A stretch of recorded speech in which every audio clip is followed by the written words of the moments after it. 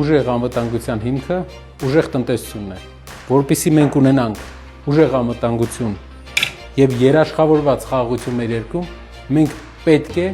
կառուցենք ուժեղ տնտեսություն։ Սամվել Կարապետյանը ստեղծելու է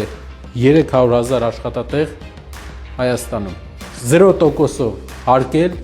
փոքր բիզնեսը, որպեսզի փոքր բիզնեսը զարգանա։ Մատչելի բժշկություն ենք ունենալու մեր երկրում։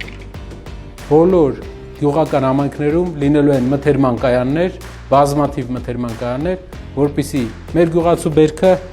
այլևս չվաճառված չմնա։ Եվ բնակարանային խնդիրը վերջնական լուծում է ստանալու 20,000 մատչելի բնակարանների միջոցով։ Ինչպես տեսնում եք, կշեռքը հավասարակշռվեց։ Սա ցույց է տալիս, որ միայն ուժեղ տնտեսությունով